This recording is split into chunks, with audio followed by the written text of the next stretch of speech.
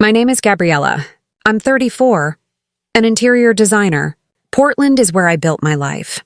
I believed this Thanksgiving morning would unfold with warmth. My husband's family gathered around me, laughter echoing through rooms filled with the aroma of roasted turkey, exactly as Ethan promised. Instead, I woke to a house drowning in silence. No sizzling pans, no golden light spilling from the kitchen, no trace of preparation, just cold, empty air that made my skin prickle with dread. On the table lay a note, crumpled like discarded trash, scrawled in rushed handwriting. Went to Florida with Rachel. My sister needs me. Stay and look after Dad. He's not doing well. Don't call. I'll be back Monday. My blood ran cold. Then I saw him, Walter, my father-in-law, a frail silhouette trembling in the kitchen doorway. But his eyes burned with terrible clarity. He locked his gaze on mine and spoke words that would shatter everything. Don't worry about me, Gabriella. Worry about yourself. What would you do if the only soul left in a stranger's house looked straight through you and said that? Drop a comment if you've ever been abandoned when you needed someone most. Hit like if you know betrayal starts with the tiniest lies. And if you want to discover what transformed one Thanksgiving into the complete unraveling of an entire family, subscribe, because what I'm about to reveal might forever change how you see the word family. I drifted into the kitchen, still clutching the note as though staring harder might rewrite reality, but the words remained unchanged. Went to Florida with Rachel. My sister needs me. Stay and look after Dad. He's not doing well. Don't call. I'll be back Monday. No explanation. No warning call. Not even the slightest hint I'd be abandoned here, alone, on Thanksgiving. I yanked open the refrigerator. Empty shelves mocked me. Just half a carton of expired milk and one forgotten beer can. No turkey, no mashed potatoes. Not a single sign of holiday celebration. Even the fireplace sat cold and lifeless. I grabbed my phone, dialed Ethan, 3 attempts. No answer. My text showed delivered but remained unread, floating in digital limbo. Instinctively, I opened Instagram, seeking escape, distraction, anything. That's when the image exploded across my screen. Ethan, beaming on a cruise ship deck, arm wrapped around a woman with light brown hair catching the sun, 2 champagne glasses raised in celebration. The caption read, "Family first, Thanksgiving cruise, Rachel and me." Rachel, his sister. Ice flooded my veins, not from the frigid kitchen, but from that photograph. From the way they gazed at each other. From how their shoulders pressed together. Too close, too intimate, lacking any restraint you'd expect between siblings. I spun around. Walter remained planted in the doorway, leaning heavily on his weathered wooden cane. His eyes studied me, not with confusion or age-related fog, but with sharp, calculating attention, measuring every flicker of emotion crossing my face. I thought Rachel was his sister. My voice emerged dry, brittle. I felt foolish even speaking the words aloud. Walter released a low, rasping laugh, part exhaustion, part mockery. Yeah, everyone thought that. I stared at him, confusion bleeding through my composure. You knew they used to be together? He nodded slowly, then limped toward the dining table, lowering himself carefully into a chair. Rachel was Ethan's girlfriend before he married you. She's not family, not even remotely. No blood connection to this household whatsoever. Words died in my throat. I remembered our wedding. Rachel introduced as a distant cousin from his father's side. Strange since Ethan never mentioned her, but I didn't question it. Maybe because I loved him too desperately to be suspicious. How long have you known about them? I asked, my voice threatening to crack. Walter held my gaze for an eternity before responding. From the beginning. Even before you married, I warned him. He just said, she doesn't matter anymore. Dad. He always knew exactly how to sound convincing. I collapsed into the chair opposite him, eyes still glued to the screen showing Ethan and Rachel frozen in their champagne toast. Why the deception? Why pretend she's his sister? Walter exhaled deeply, the creases in his forehead deepening like canyons. Because he knew people wouldn't accept him crawling back to her, especially after what she did. Rachel destroyed Ethan's first career. He abandoned his architecture position to chase her across Europe. She maxed out every credit card, lived like royalty. When his money evaporated, so did she. Then once he rebuilt his life, with you, she reappeared. My fists clenched beneath the table, knuckles white. So all those late nights at the office, those sudden business trips, all lies? Walter nodded grimly. You're not the first person he's deceived, Gabriella. But you could be the last, if you're willing to listen. I stared at him. Listen to what? He didn't respond immediately. Instead, he pushed himself upright with his cane and gestured for me to follow him into the living room. In the dim early morning light, he pointed toward the fireplace where a picture frame lay face down like a body in surrender. I lifted it, turned it over. Our wedding photo, but the frame's corner had cracked. Behind the photograph, a small tear sliced through the back panel, as though someone had stabbed it before attempting to conceal the damage. Walter spoke barely above a whisper. I overheard him on the phone 3 nights ago. He thought I was sleeping. He told Rachel, once we get through the holiday, we'll transfer the deed and take what's left. She won't suspect a thing. My throat constricted. She was me. The house belonged to Walter, his father's home. And what's left? What did that mean? Money? Assets? Everything I'd invested in this marriage for 3 years? Why are you telling me this? I asked, fighting to steady my trembling voice. Walter turned toward the window. Because you're the only one remaining, and I don't want to die surrounded by vultures waiting for me to expire just so they can divide the scraps I leave behind. I don't have much time. But perhaps we still have enough to do something. I looked at this man trembling before me, shaking not just from age, but from carrying unbearable truth for far too long. I didn't know exactly what I was walking into, but one certainty crystallized. I couldn't remain silent anymore, and I wouldn't let them escape justice. I stepped into Ethan's office feeling like an intruder in my own marriage. The space was immaculate, polished, suspiciously pristine, like no genuine work ever happened here. Yet I knew he'd spent countless hours locked inside, claiming he was handling calls or managing financial documents. I opened the first drawer. Pens, a handheld calculator, utility bills, nothing alarming. The second drawer went deeper. Several craft envelopes.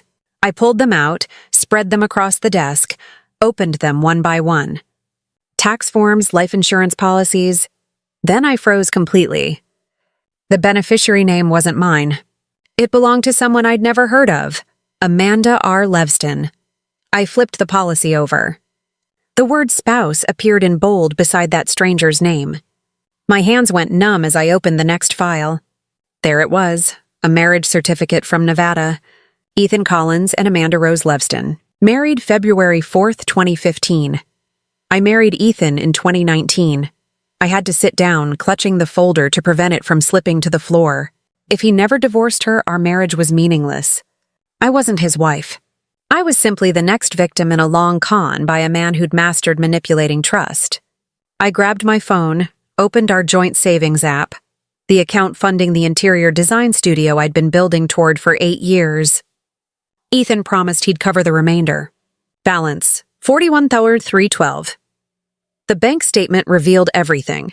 3 days ago, the same day he vanished, Ethan withdrew $72,000 and transferred it to an account named Collins and Levston LLC. Blood drained from my face. I stood abruptly, clutching the damning papers, and rushed from the office. Walter sat in his ancient leather chair in the living room, a blanket draped across his legs, his eyes waiting for my return. When I handed him the folder, he simply released a long, heavy sigh, like he'd already known. "I suppose you found your own truth now," he said quietly. "You knew?" I asked, voice shaking with rage. "Not everything," he replied, eyes still on the documents. But enough to understand Ethan didn't just lie to me. He lied to everyone. I sat across from him, placing the folder on the table between us like evidence at a trial. "Tell me everything. No more secrets." Walter studied me for a prolonged moment before slowly beginning. "I used to be deputy CFO of a tech firm in Seattle. 23 years. Saved every dollar, invested carefully. When I retired, I thought I'd secured enough to care for my family, my late wife and Ethan. After she passed, I moved to Portland to be closer to my son. I met Linda, Ethan's stepmother, at a charity event. Linda, the one Ethan always called the understanding mother, I said bitterly. Walter gave a bitter smile. She knew her role perfectly. But 2 years into our marriage, she started pressuring me to transfer houses, consolidate savings, sign documents for financial simplification. I believed her. I was a fool trusting his wife. She maneuvered the house title into joint ownership, then quietly excluded me from most of my investment portfolio.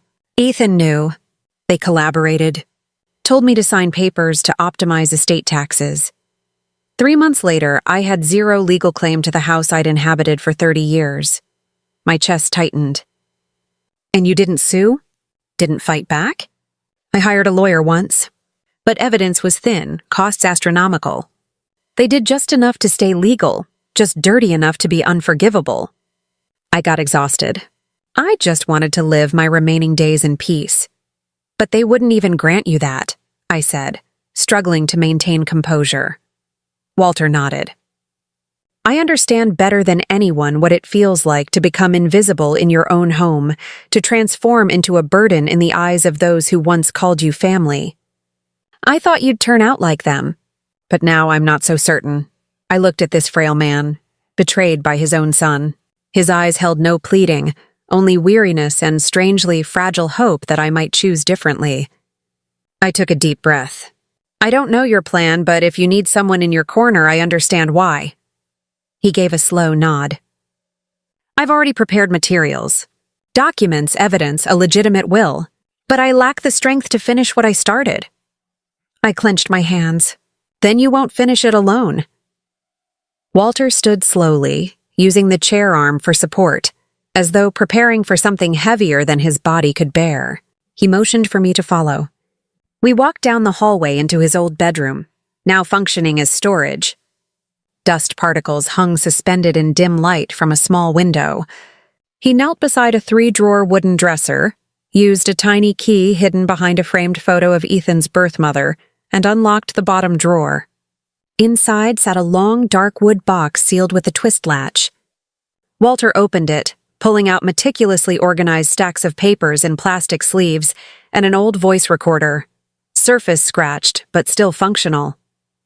I've kept these for over a year, he said, hands trembling as he pushed the box toward me.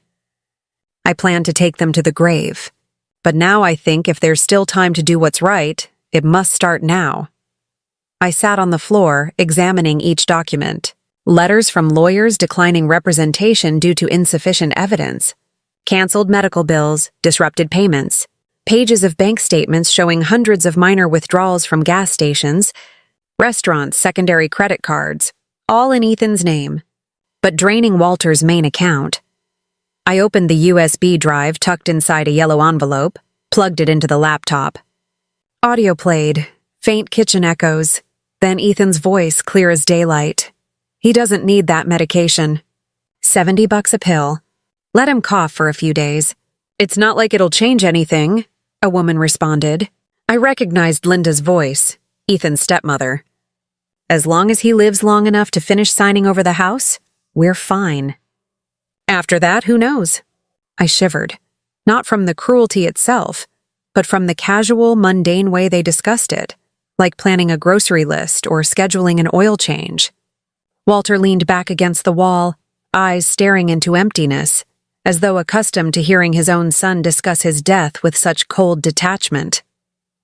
What do you want me to do with this? I asked, voice low as fury surged through me.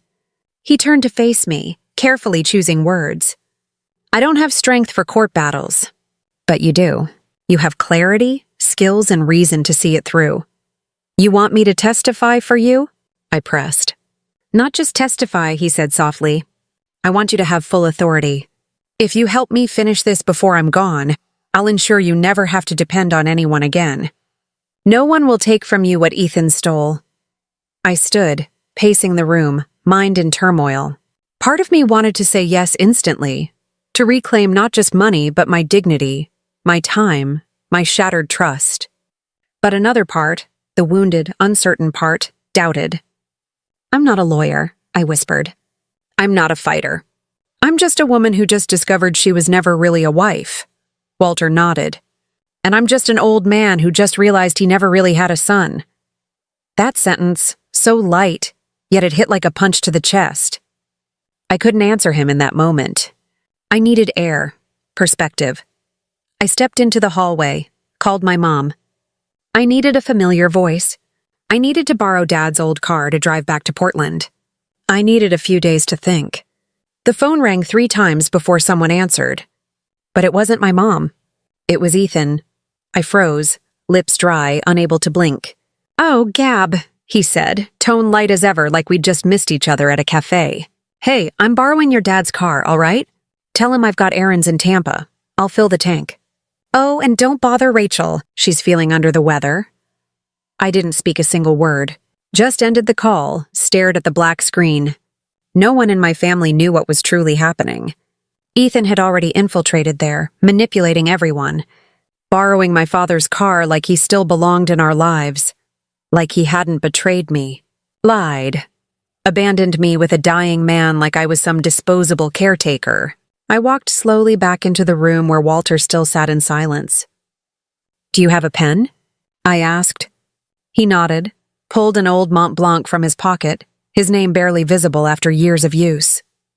I sat beside the low table, opened the folder, and began to write. Not for him. Not for revenge. But because I finally understood, if I didn't stand up now, I'd spend the rest of my life being trampled by people who know how to smile while robbing you blind. I found Marianne's number in an old medical report Walter kept in a thick folder at the bottom of a box. She was the nurse who cared for him during heart surgery recovery 18 months ago, but Linda terminated her contract, citing personality mismatch. Walter called it what it was, fired for knowing too much. I called Marianne the next morning. Her voice came through sharp, alert, professional. When I introduced myself and explained Walter needed help, she paused briefly, then replied, "I can be there in 3 hours. Do you have discreet parking?" Exactly 3 hours later, a forest green SUV pulled through the gate. Marianne stepped out with unapologetic confidence. Early 50s, wavy hair tied up, wearing a light brown trench coat and carrying 2 large canvas bags. Walter gave a faint smile seeing her.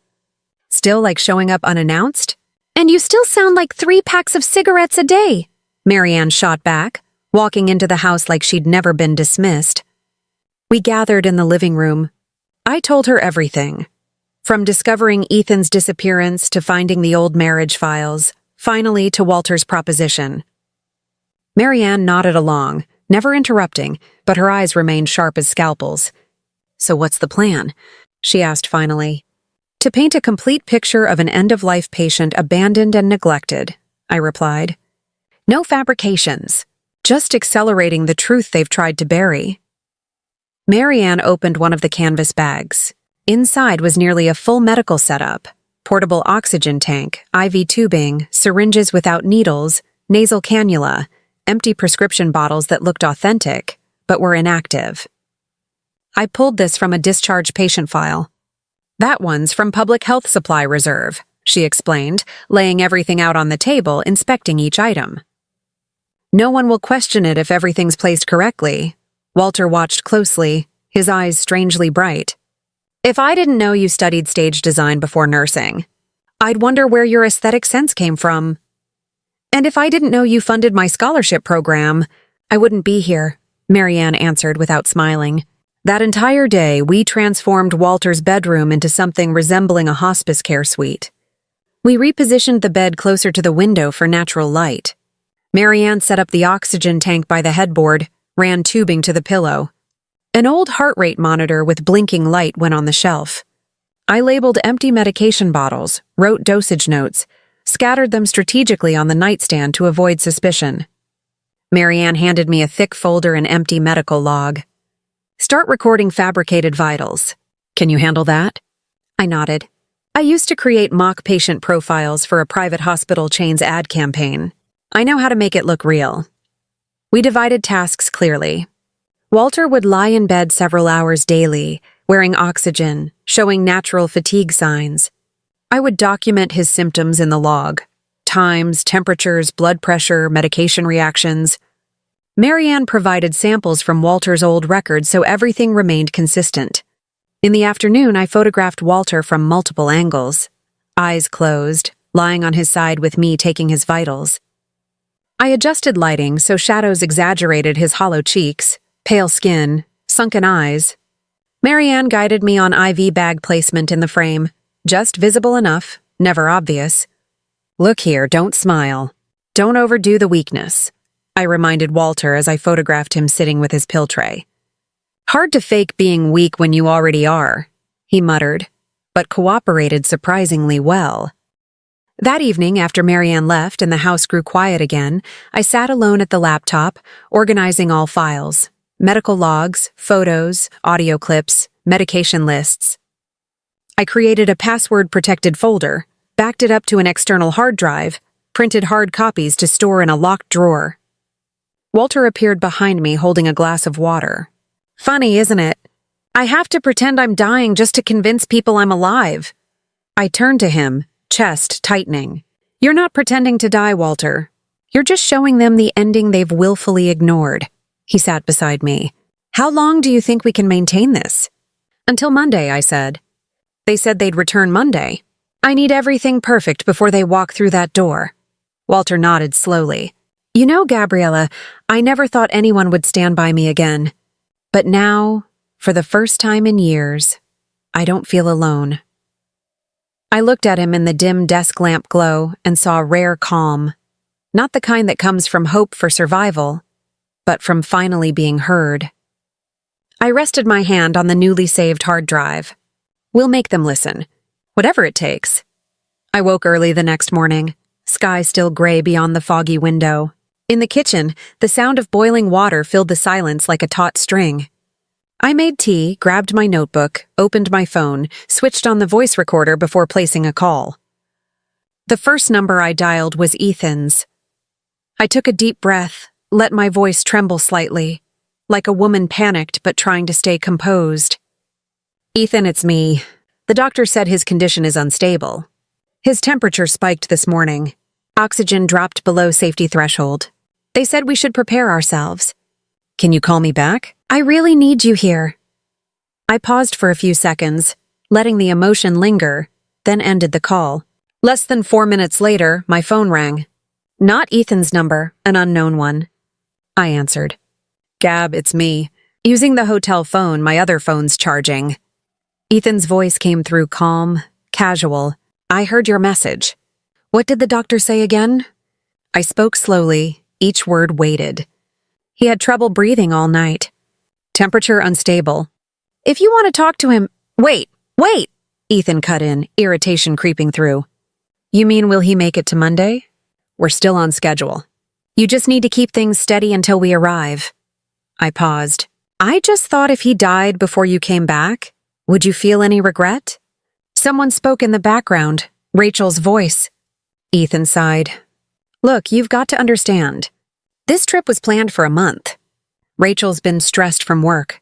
Mom needed a break. You've done great so far. Just keep him stable until Monday. Then we're done." I hung up without another word.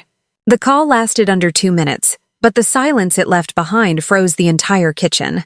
I opened the recorder, saved the file under the name Ethan, keep him alive until Monday. The second call I made was to Rachel.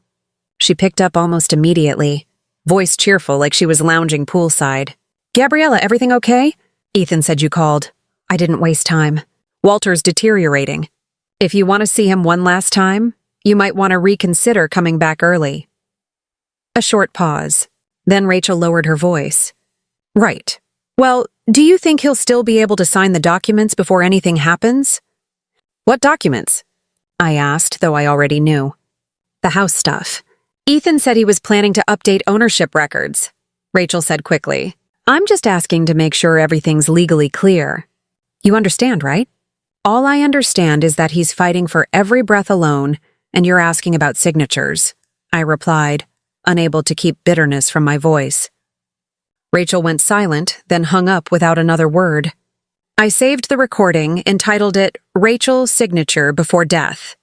Lastly, I called Linda, Ethan's stepmother. She picked up after the 5th ring. What is it calling at this hour? Gabriella? Can't you see I'm trying to rest? I tried keeping my voice calm, free of sarcasm. Walter's in critical condition. I thought you should know. How old is he now? Linda replied as if discussing an old appliance about to break down. 78. Well, then it's not surprising. He's old. It's his time. Don't you want to know any details? I asked, unable to hide disappointment. I just want to know if I need to send money for more meds. But don't buy anything expensive, all right? Basic stuff is fine. He doesn't need much at the end anyway. I clenched my fingers around the phone. Anything else? Linda asked, tone growing impatient. No, that's enough, I said, then hung up. I saved the recording under the file name, Linda Cheap Meds Only. I don't know how long I sat in that kitchen chair, the cup of tea beside me cold to the touch. My emotions tangled, anger, hurt, and a dull ache from being treated like a caretaker instead of family. But more than anything, one thing crystallized with perfect clarity. I had nothing left to hold on to with these people. Walter walked into the kitchen, saw my face. What did they say? I simply handed him the phone, playing each recording. He said nothing as he listened, but I watched his eyes turn red, the lines on his forehead deepening like fresh, invisible wounds. I thought I was used to this, he said quietly when the last clip ended. Turns out you can still be hurt again. I gently held his hand. These are the receipts, their farewell.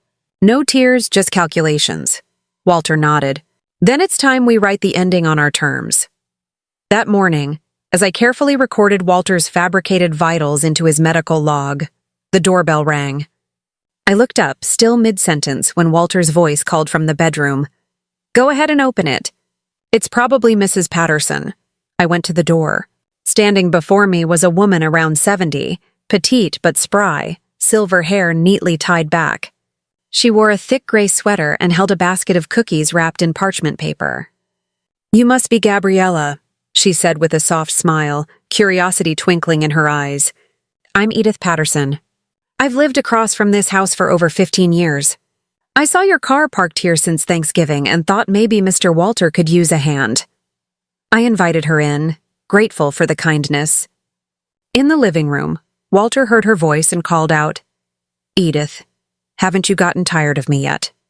Not even close, she replied, placing the basket on the table like she'd done it 100 times. I heard you had a fever last night. Feeling any better today? Walter gave a faint nod, enough to acknowledge without fuss. Edith turned to me, her face growing serious. Just so you know, she began, I saw Ethan leaving this house recently, holding a stack of papers.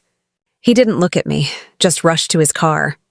But what really worried me was the time Mr. Walter fell in the backyard last month. I saw it happen. Ethan pushed him. It was clear as day, but the next morning Linda came over, handed me a thick envelope, and said it was to thank me for fixing the fence for Mr. Walter. I froze. And you didn't tell anyone? I kept that envelope the whole time. Never opened it, Edith said, pulling a worn, yellowed envelope from her coat pocket. I don't take hush money, but I do want to know how this ends. I accepted the envelope, knowing it was a critical piece of the story we were slowly piecing together. Before she left, Edith added, If you need a witness, I'm willing to speak. I've seen enough things Ethan and Linda would rather keep buried. That afternoon, she returned with her husband Harold, tall man with slow steps and sharp eyes. He carried an old leather-bound notebook, its corners frayed with time. If you need anything from us, just ask, Harold said as he sat down. I used to be a cop. My instincts tell me Mr. Walter's been taken advantage of for years. I gave a quick rundown of everything happening. It didn't take much. Within minutes, both understood the gravity of the situation. Harold nodded, then opened the notebook. I kept pretty detailed notes every time I saw something off. Like 2 months ago, I watched Ethan sneak a small safe out of Mr. Walter's garage. And the week before Thanksgiving, Linda carried out several large bags from the house. The way she looked around before loading them into her car, I knew something wasn't right. I took notes, never taking my eyes off the details Harold shared. Walter sat quietly in the chair near the window, never interrupting, only nodding slowly as if confirming each event. Before they left, Harold handed me the notebook. "Hold on to this. If this ever ends up in court, you'll need consistent evidence. And I'll testify if needed." Just when I thought we'd gathered all the testimony we could, a message came through later that evening from an unknown number. "I'm Angela, used to be a nurse for Mr. Walter. I need to meet you." We agreed to meet at a small cafe down the street the following morning. Angela arrived on time, wearing a light white jacket, her face pale but her gaze unwavering. "I can't stay quiet anymore," she said as soon as she sat down. "Back then, I came twice a week to care for Mr. Walter per Linda's request. But after 3 weeks, my contract was suddenly terminated. And I know why." Angela pulled a handwritten letter from her coat pocket, signed and dated, along with a copy of the medication schedule and dosage prescriptions. She slid them across the table. "Linda told me to reduce the morphine dose from 15 milligrams down to 5 per session. She claimed he was misusing medication, but I never saw signs of that. I reported it to the agency, but before they could act, my contract was pulled." I read the letter, each line neatly written, the signature and date clearly marked. Another piece of evidence, this one from a licensed professional. Angela lowered her voice. "I couldn't just watch an elderly man be denied medication because someone wanted to save a few $100. If you need a witness, I'll testify before the medical board." I gently placed my hand over hers. "Thank you. What you're doing will change everything." When I returned home, I placed all documents into the encrypted folder, printed a backup copy, sealed it in a thick envelope, and labeled it Community Witnesses TAR Group A. Walter met me at the door, his eyes glistening when he saw the thick stack of papers in my arms. "What do we have now?" he asked. "We've got neighbors, a retired cop, a nurse, and me," I replied. Walter said nothing. He simply opened the door wider, then silently placed a hand on my shoulder. A wordless thank you. In that moment, I knew. The ones who had been silenced finally had a voice. That day, soft rain fell, streaks trailing down the window like they carried away our pain. After a simple dinner, Walter motioned for me to follow him into his old office, the one that had sat untouched for years until I'd cleared it out days ago. He opened the bookshelf, his hand reaching the bottom row before gently sliding one of the wooden panels backward. A soft click echoed, and I watched a long metal box slide out from behind a false wall. The smell of old paper and rotting wood blended together, but what lay inside was far from decayed. Walter placed the box on the table and opened the lid. Inside were documents meticulously organized, each bundle sealed in moisture-resistant plastic sleeves. He flipped through them, eyes never leaving the printed lines. "See the red folder?" He pointed. "That's the ownership paperwork for a house I bought in Vermont. I never told anyone. It's under a limited liability company, Elmside Holdings. No one knows I'm behind it. Not even Ethan." I gently turned the pages. The property was valued at over $850,000. Mortgage-free, tax-clear. Everything was spotless. "And this," Walter continued, sliding a cream-colored folder toward me, "is my old ranch in Utah. A college friend's been holding the papers for me. I haven't been back in years, but I've kept the taxes current. Over 20 acres, its own water source, a small log cabin.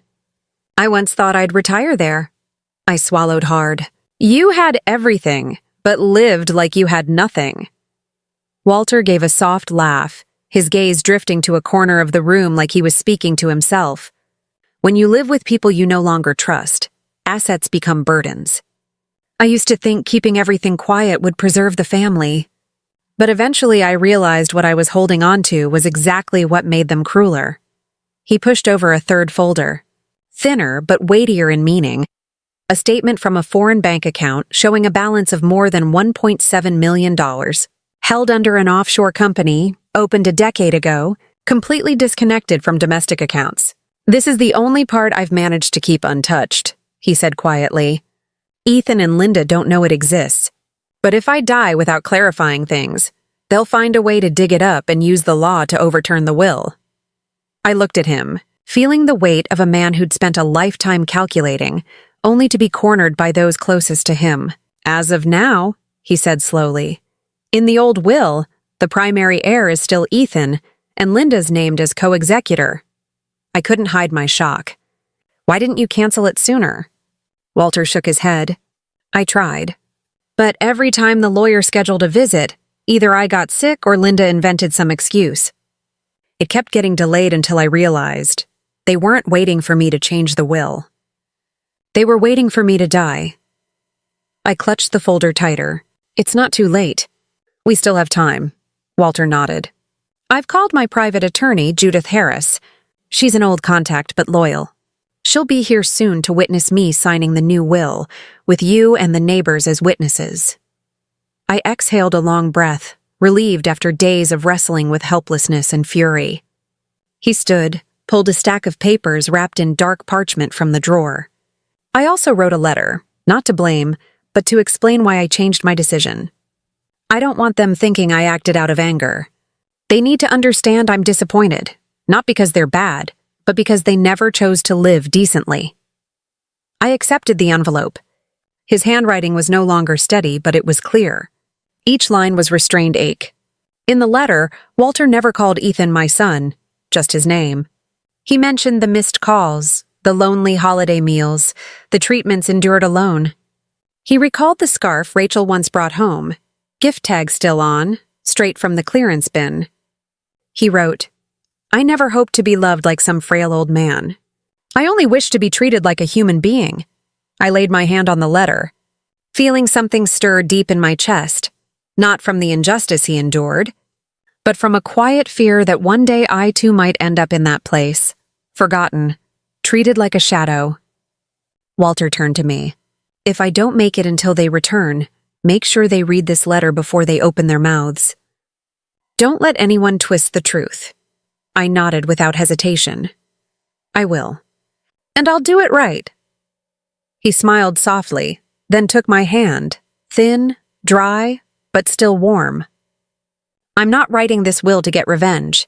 I'm doing it to preserve what's still decent in my life before it gets stripped away completely.